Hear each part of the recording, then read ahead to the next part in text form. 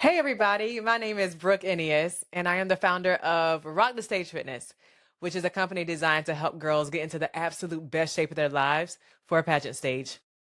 I've been in this industry for a long time, work with thousands of girls, but I'm excited about this podcast because I'm inviting, of course, all of my formers who have, I think, really something significant to say back to share their stories. And of course, it's based on the fitness prep side, but also just who they are. Cordelia is so special to me because of her story and what she's doing with it. And so I'm excited to be able to introduce you to her if you've never met her, not only as a former title holder, but also as an expert guest on this podcast. So let me go ahead and introduce her formally to you, and I'm sure that you will love her just as much as me. All right. So Cordelia Cranshaw is a licensed clinical social worker, founder of Survivor to Thriver, and a title holder whose story is rooted in resilience, healing, and purpose. Cordelia has not only competed at a high level, she's also dedicated her life to helping women navigate trauma, identity, and transition. In this episode, we are talking about what it really takes to prepare mentally and physically for the stage, the emotional side of pageantry that no one talks about, and how to transition after the crown without losing yourself. So if you're ready to take your mindset to another level, this is a conversation you really need. If you would, join me in welcoming Cordelia. Welcome, love. I think your story is powerful. We're going to jump right into the questions. And so, for those who aren't aware, Cordelia spent a few years in foster care. And I want to find out, how did you go from spending a few years in foster care during your teenage years to a pageant stage as Miss DC?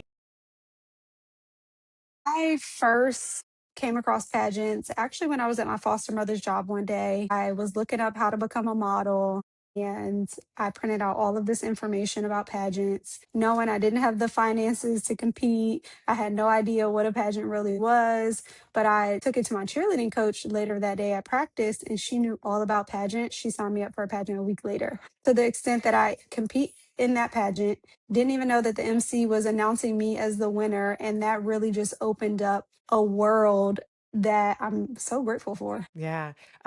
Just the resilient side, right? Knowing that the background that you came from was a bit of a rough start, and then seeing you just navigate through it. I didn't see that side in terms of the backstory, but I've Mhm. seen you navigate through, meaning using the story from as a platform to be able to now reach back to, for others. It's just amazing. So how did that background influence the way that you showed up on the stage? I like to call that season of my life from courage to the crown because it took a lot of courage. It took a lot of me digging deep within to unlearn things that were said to me, things that I felt about myself, things that I believed about myself. I remember winning my first pageant, but several pageants after that, not winning and not really understanding why I could walk in a room and someone said, "Oh, you're gorgeous." But it wasn't really landing with me wanting to walk away with the title. And one of my favorite quotes throughout my pageant journey that I still hold on to really tight today, and I share with a lot of my clients, is the journey is just as important as the destination. Because if I would have won at any time before the moment that I was crowned, I would not have been the title holder that I really truly needed and wanted to be. Yeah. The storyline is really framework. It just helps to cultivate, right? Yes. Maybe some rough edges, or even again just help you to see more in really who you are that you really didn't recognize before. Yeah, it's a process of development. And what do you think that most girls don't realize about the mental side of competing in relation to just even your story? Because I feel like they are parallels. Yeah, I think pageants are mental. It's about, when I talk about confidence, confidence radiates from within. And I wasn't as confident as I thought I was until I really looked within. It was me remembering that the head judge told me that I shouldn't be competing in pageants, I should be writing a book. And it was the words from the social worker or from family that nobody was ever going to want me or I was going to end up like my mother and my father. It was me feeling like all of these girls have fancy dresses and I'm wearing a hand me down and my parents are not in the audience. So I really don't deserve to even be competing in pageants. It was me having to unlearn all of those negative self limiting beliefs to really truly step into believing in myself. And I think that's where girls tend to fall short sometimes. They don't understand that they truly have to look within themselves to begin to make the progress and understand why they're even on this journey because pageants aren't forever. Yeah. It serves a purpose, you know? Yes. And in the season that I think whenever you are competing, it might feel like, oh yeah, this is it, you know? But it's just like, no, there's life after this. Yep. You know, things will shift. Yeah. And And so the confidence, go ahead. And so it was interesting because after every pageant I competed in, you tend to forget who you are or why you were doing it, or you just kind of feel like lost or confused or like maybe even depressed, right? Sad. Like we call it the pageant blues, where you win a pageant or you're done with pageants or you lose a pageant and then your life starts to feel empty because you've put all of this effort, this time, this energy into this one tangible thing, which is winning a title. That a set of judges on that particular day, that particular weekend, hold that decision. And that's given a lot of power to someone else. Yeah. Yeah. And so I love that you said that the confidence has to come from the inside out. And you said I wasn't as confident as I thought. Hmm.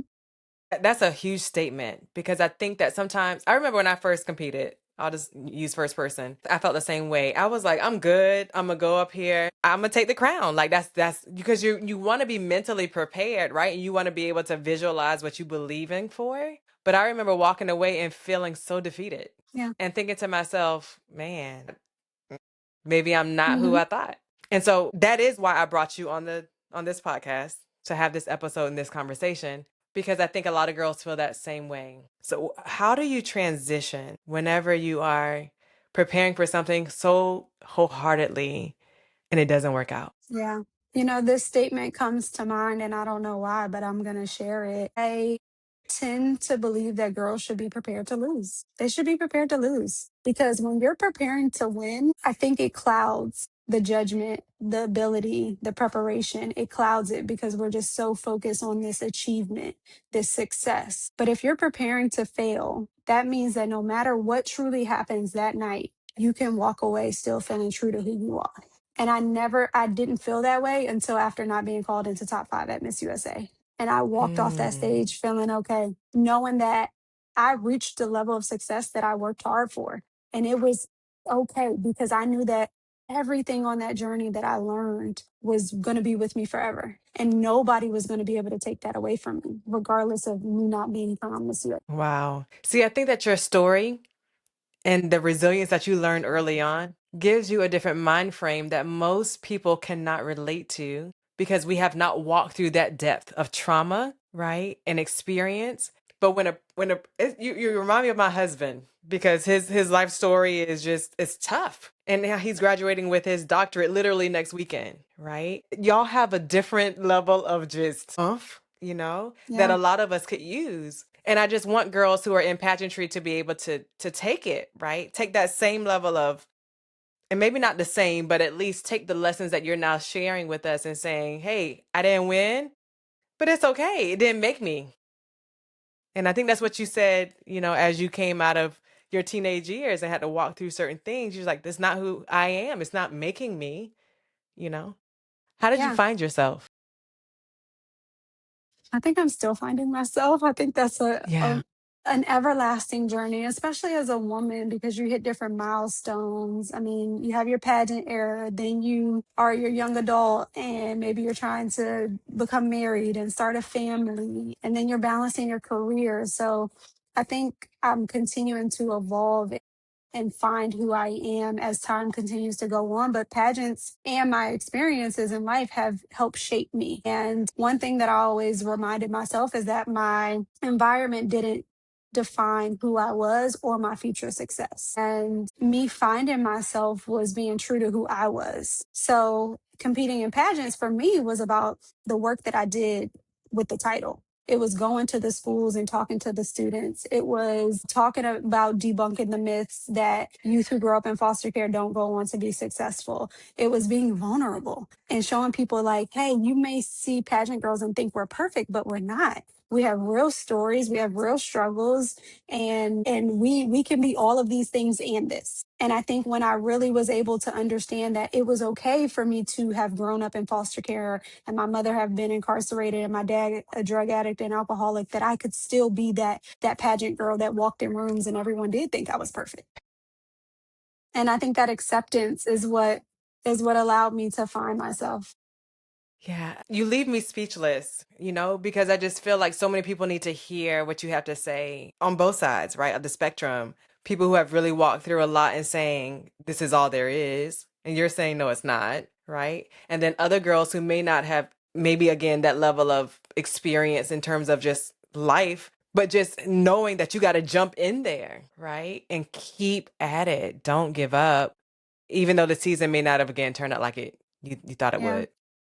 Yeah. There are some favorite positive affirmations that I have and that I love. And some of those are, everything happens for a reason. Even if we don't Mhm. know the reason right then and there, there's a reason why it happened. And if you can hold on to something like that belief, then you'll learn from your experiences. You'll turn a negative into a positive. You won't allow failure or fear to stop you from being brave. Yeah. And girls have to really truly they have to begin to embrace that bravery and that courage that they have within them that tends to hold them back. Yeah. Because there's more in us that meets the eye. In every single one of us, there's so much depth. And then you just have to continue to draw it out until you're able to really become. And I love that you said it's a continual process. And I feel Yes. like in every season of womanhood, you just keep discovering more, right? The Yes, beauty of you really dig who a you little are. bit Yeah. deeper. You dig Uh-huh. deeper and deeper each Yeah. time. I always Yeah. tell girls that I'm working with, like, if you're triggered about something or something happens in your life, it's giving you the opportunity to just dig a little deeper. When people talk about healing or going to therapy, healing is that's a lifelong journey. Hmm. I'm still healing from my life experiences, and even Hmm. if you haven't been through significant trauma, we all have life challenges. We all hit bumps in the road. And so these same tools apply to anybody that has faced a challenge that's knocked them down. So as a licensed therapist, then what are some of the biggest mental health struggles you think you see in pageant girls? I would say their ability to identify their self limiting beliefs and negative thoughts. I think some girls are afraid to admit that this is what I tell myself, this is what I believe, because in pageants, you see so much of the outer woman, and it is hard to be vulnerable. But being vulnerable is so valuable. And when you're able to be vulnerable, it does so much for your soul, for your mind, for your body. So I think girls have a hard time identifying that. And with that identification allows you to unlearn that. The good thing about the brain is it's like plastic. We may have these thoughts and these pathways, but we can unlearn them and rewire our brains to think and to feel all the things that we wanted to. Yeah. Yeah. Do you feel like because in pageantry appears to be so perfect that girls have a hard time being vulnerable because they then perceive that as being a weakness? Yeah, Yeah. absolutely. But I find people are, in my opinion, are drawn to the authenticity. Exactly. That's why the girl that has never competed in pageants wins, because she's not trying to be a pageant patty. She's not worked so hard to fit in a box and to wow the judges based on what she believes the judges want. That's why authenticity wins every time. And that's how I won. I walked in that pageant. I said, look, whatever happens, happens. I wasn't even thinking about winning. It was just literally a matter of whatever is going to happen will happen. But every year before then, all I thought about was winning. I'm a win. I'm a win. I'm a win. No. I remember the year I placed fourth runner up 2 years in a row. My director then told me after I won, she said, I didn't know who you were in that interview room. Because the girl before who placed top five was not the girl who placed top five the last year. And I went back, and it was because I spent an entire year from the moment that I lost to the moment that I competed again focused on winning, not being myself, not loving Mm. myself, not doing the things that I felt were true to who I was, that really gave me joy and purpose and happiness. I was focused on something that was happening a year later that didn't even turn out was my time. And I lost myself. Wow. So how does a girl manage these expectations of perfectionism that they place on themselves? One, I think accessing resources like therapy. I think it's about also taking care of your body. What we put into our bodies directly impacts our minds. So, how we're taking care of ourselves matters. Because I'm a therapist, I have people ask me all the time, how do you manage? How do you self-care? I work out. I go for runs. I eat healthy. I take care of my body because ultimately that takes care of my mind. I think it's important for girls to understand their why. Why are you competing in pageants? Are you competing to win or are you competing to develop? Are you competing to grow? Are you competing to become more of who you are?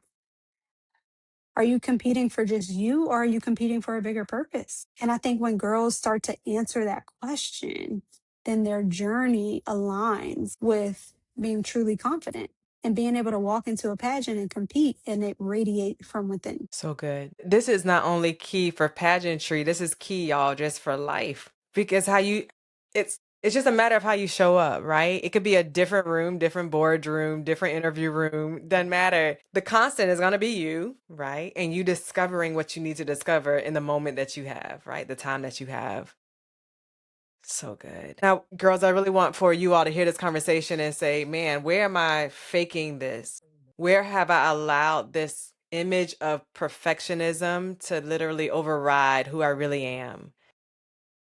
Y'all, we said it several times on the episodes. Like you're talking to humans when you go into that judging room. You're not talking to just robots, right? Who are just pageant people. They're humans, and so they relate to real stories.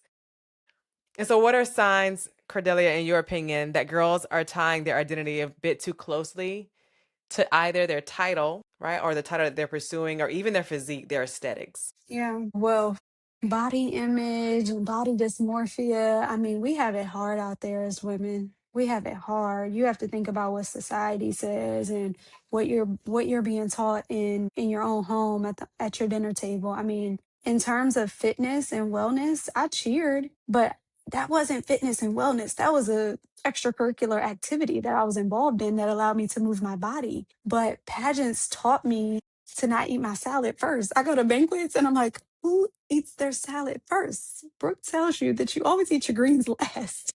You don't eat your salad first. And it's like, but this is the thing, right? You get your salad before you get your main course. Hmm. And so it's just the little things like that where I realize pageants have taught me certain things that just go far beyond that title, far beyond that time in competing. And so when you think about your body, it's really about how you feel. How do you feel about your body? Because when you think about how you feel, then you take the pressure off of you to look a certain way. And it'll all help. It happens naturally. It happens over time. It doesn't happen overnight.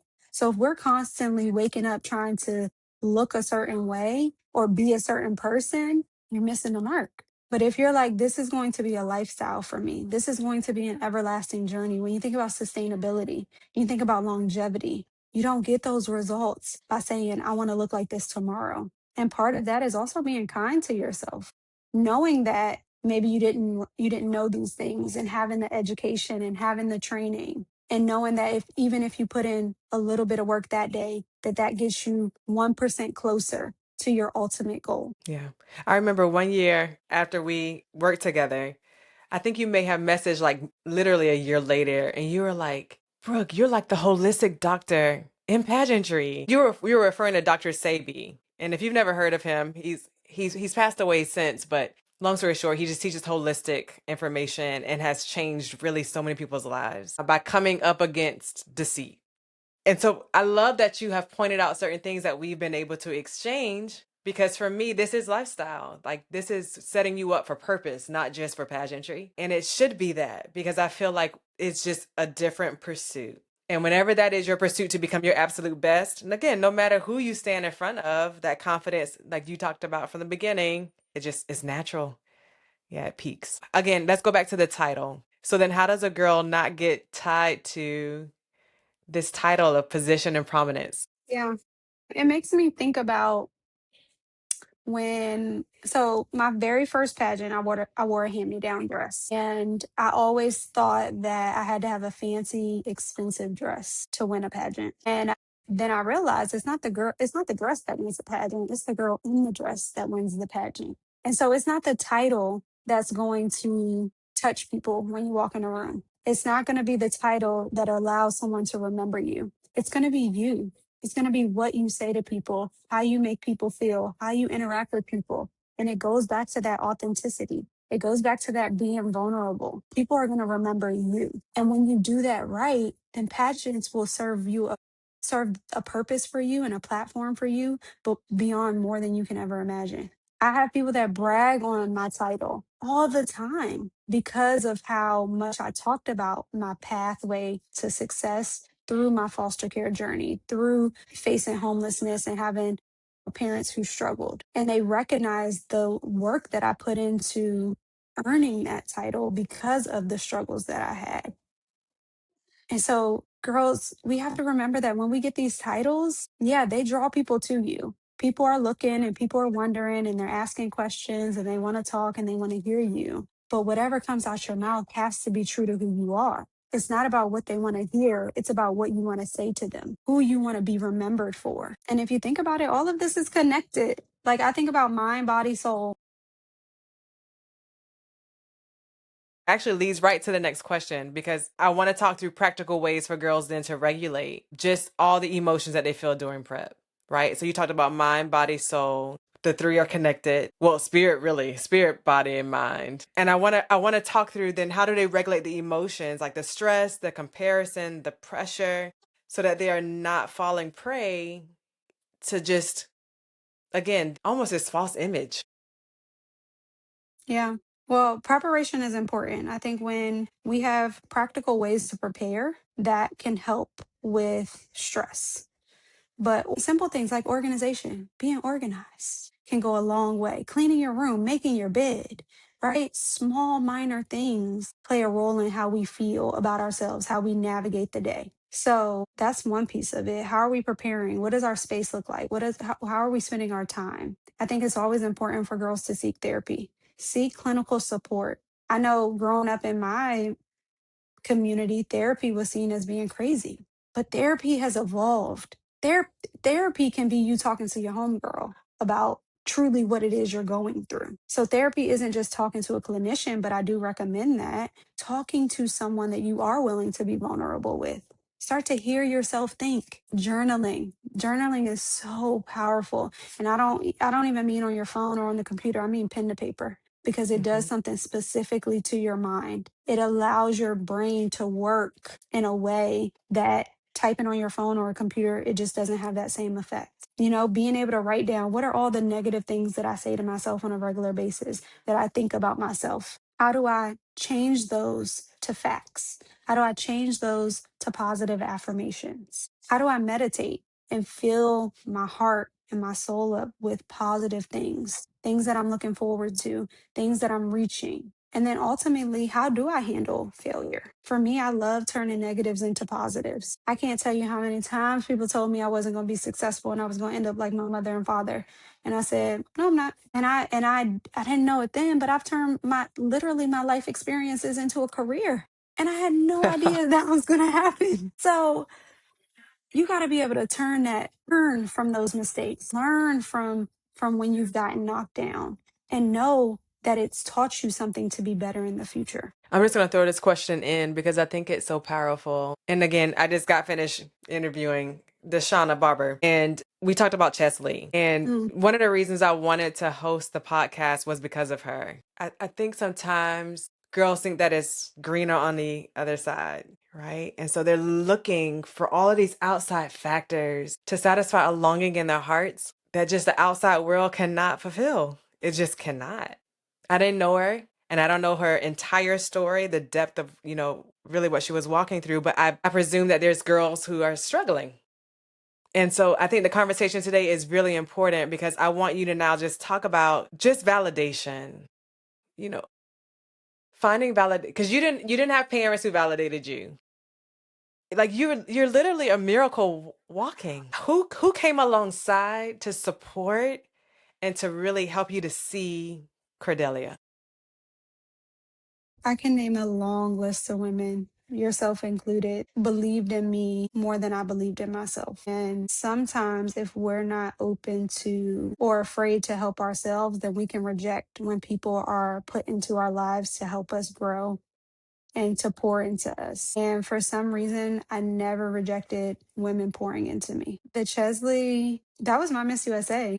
I mean, that was grief that I had never experienced before. I remember it like it was yesterday. I was taking a nap on the couch and my phone was going off. And I was just so confused, but I felt so empty for several days after that. To have Mm, competed against her, to have engaged with her, to have seen her light up the world and to know what mental health feels like, knowing what suicidal attempts feel like, suicidal ideation, to know what that felt like personally and to identify it professionally. It's reasons why conversations that we're having today are important. Why I believe that you can look like $1 million, but if you don't feel like $1 million, it doesn't matter.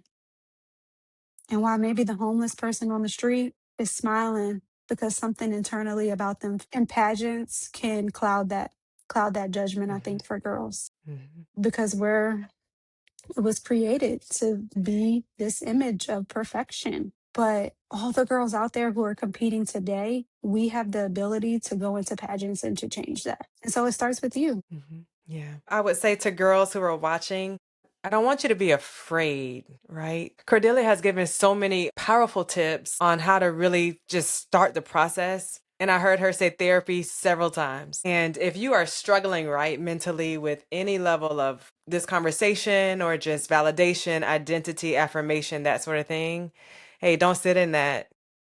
I'm telling you now that pageantry will not be, it's not going to fill the void. In fact, you're actually stepping up to be judged publicly. Somebody is going to have something negative to say about you. And so that's why this conversation is so important before you step into the limelight. Because if you don't just walk through it and allow your heart to be just transformed, it's going to be very challenging. You've given so much great information, but what would be your final thoughts to the women today? There was something you said that I just had a thought in my mind that I wanted to share. Let's see if it can come back to me. Um, We just talked about not looking outwardly, just if you're struggling. Yeah, I would say to girls that, this is your life and there are people out there who love you, who care about you, but it's so important for you to love yourself. You have to be stronger to be able to be in this pageant world because like you said, there's going to be somebody out there that's going to judge you. I mean, we're literally walking on stage, we're walking in an interview to be judged. And that is such a we're going to need a part two because when we're being vulnerable and we're being judged, that's where the tricks start to play. Mind games, right? Because we've prepared to the best of maybe what we think our abilities are. We've gotten coached, we've ate healthy, we've gone to the gym. And that's why a lot of what I said has to happen in collaboration with those things. It can't just be those things because you have to be strong on the inside to know your strengths, to know your weaknesses, to know your flaws and to love those things so that no matter what anybody else says, it's not going to tear you down. It's not going to knock you down. And that's what knowing yourself is. That's what finding yourself is. And that takes Hmm. time. And so Yeah. that's what I would leave the girls with. Yeah. So good. We have to have you back on. I want to say thank you for Yes, being please. here. Thank you for, yeah, for just affecting change. I truly appreciate you. And ladies, if you would just do me a favor, like, share, comment, share with somebody, please. Honestly, that would just do our hearts so good. That's why we're doing this. And so, I'm gonna go ahead and we're gonna close out here, inviting you again to watch the rest of the episodes. Thank you again, Cordelia, for being here. All right, bye, girls.